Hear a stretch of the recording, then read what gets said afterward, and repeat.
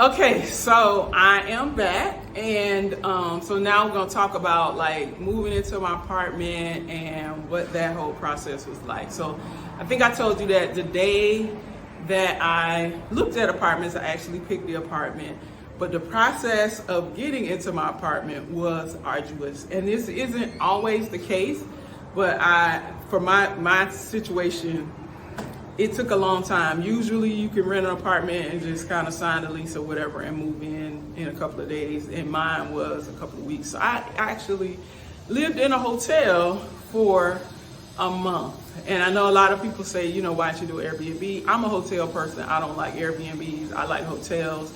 I like fresh towels every day. I don't know.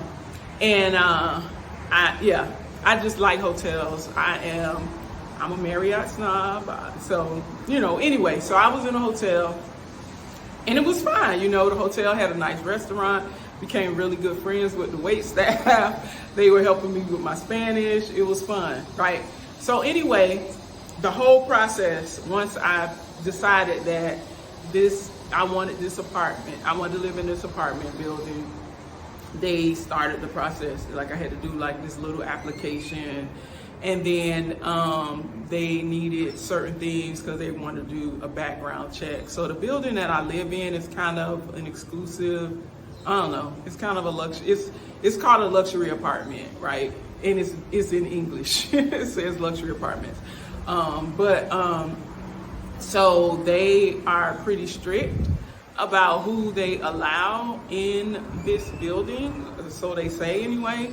So they had to do a background check, which was fine. You know, I didn't have anything on my background check. They did Google searches. All they found was all my accounting videos. And then I had to get letters of recommendation. I had to prove that I had income, that I had a bank account. It was a lot of stuff. And I didn't really have an issue with providing any of that information. It was just so piecemeal. So that was the part that was just a little bit frustrating, because it was like, oh yeah, we need this. Oh yeah, we need this. And oh yeah, we need this. And then there was also somebody got sick. And so whoever was supposed to do whatever, they were, something happened and they weren't able to get it done. So it shouldn't have taken, I think it ended up taking like 3.5 weeks for me to get in my apartment. It should have taken that long, but with all those things, it did. The last part of me moving into this building is I had to do an interview. So they interviewed me, and I thought, you know, I've been on TV. I don't mind being interviewed, so that part wasn't a problem. My only fear was, is the person going to speak English? Because I don't speak Spanish, right? And the person did speak English, but my realtor, who is bilingual, she came to the interview with me. So if there was any language barrier, she was kind of there to translate for me. And so once I did the interview, then I went and signed the lease. And signing the lease here is you go to an attorney.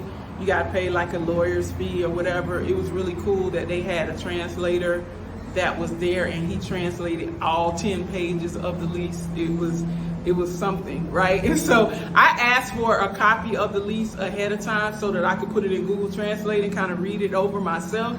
So I had kind of done that, but it was nice to have someone there who was also an attorney who spoke English, and he translated the entire lease for me. So translated the lease, I paid the lawyer fees, paid the deposits to move in. Here in Mexico, you have to do double deposit. So you put down 2 months deposit and then you pay your rent. So you gotta have the money to actually, you know, when you move into your space. So now I got my lease, I got everything. I moved into my space. All I have are my suitcases and my clothes. I don't have, and my laptop or whatever. And something else, like, I am not a laptop person. I work from a desktop because I have a desktop with multiple monitors and all of that, my 10 keyboard and all that. So working on a laptop was also a challenge for me, but I had to do what I had to do.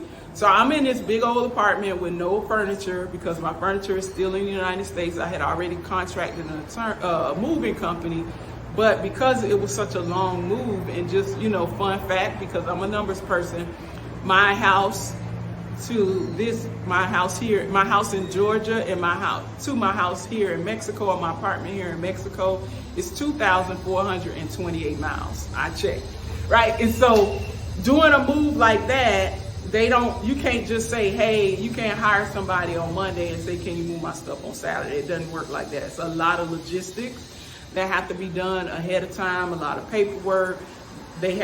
I found a mover that was able to do all the customs paperwork, so I didn't have to deal with any of that. It was just really just go get my stuff out of storage, and they put it on the truck and brought it here to Mexico. So because the process is so extensive, it was a long time. I said all of that to say that I was in my apartment with no furniture for like a month. So I had bought a really expensive air mattress, it was fairly comfortable. Like, I didn't wake up with any back pains or anything like that. So I was sleeping on an air mattress. I bought a folding table from Sam's, like the little white folding tables, and that was my desk, also my kitchen table. I bought a cheap set of pots, because I already had all this stuff, right? So I bought a cheap set of pots from Walmart. And so that was how I was able to like cook food or whatever. And I just lived like that for a whole month in this apartment, whole Echo, whatever. And, you know, I lived here until I got my stuff. And so a month later, I got my stuff. And now at that point, it really felt like this, like it was my home. And so a lot of people have been asking, like, well, how did you keep this a secret so long? Why did you keep this a secret so long?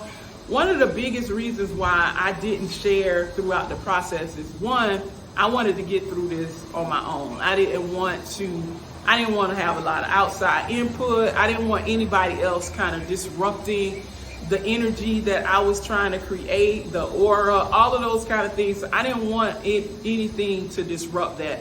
I didn't want the outside opinions or anybody kind of projecting their fears on me. And so I just kept it to myself. And so as far as family goes, like my mom, my dad, and my daughter were the only family members that I told that I was here. And eventually I told people on a need-to-know basis that I was here. But it was a real short list of people who actually knew I was here, because I had to protect my energy and protect my space, because people have a tendency of just kind of projecting their own fears or concerns on you. And even after announcing 6 months after being here, people have said stuff to me like, don't drink the water. Like, really? So anyway, so I moved into my apartment, and at this point, so just to kind of give you some timelines, I moved into my apartment at the end of May. I hired my trainer. So I was working out with my trainer because my building has a gym. So my trainer actually comes here to my building and meets me downstairs in the gym and we work out downstairs. I came back upstairs. So I was doing all of that with no furniture. I had clothes. And so I moved in at the end of May. I hired the trainer at the beginning of June. I got my stuff the beginning of July. And, I've been just kind of, living, like really just doing all the things that I normally do. Nobody really knew I was here. I was still, on social media, still dealing with my clients. No one knew I was here. And that was the other part of just kind of keeping it to myself, because I wanted people to know that it's really seamless. Like for me, it was seamless. It was, you didn't even know. People was on the phone with me. I literally had conversations with people they didn't know. They didn't know where I was. It didn't matter, because we live in a global world now. And so those kind of things didn't matter. So that was that part of the process. So I think in the next video, I will talk to you guys about just what it's been like medically. What are some of the things that I've experienced here in the medical community? So thanks so much for watching. I appreciate you guys. I appreciate the questions. I appreciate the comments, because you're giving me ideas of content. Like, I don't know what you don't know. I don't know what you're interested in. So make sure you keep the comments and the questions coming. I appreciate them. And if you haven't already subscribed to my channel, subscribe and ring the bell so you know when I actually upload some new content. So I'll see you guys in the next video.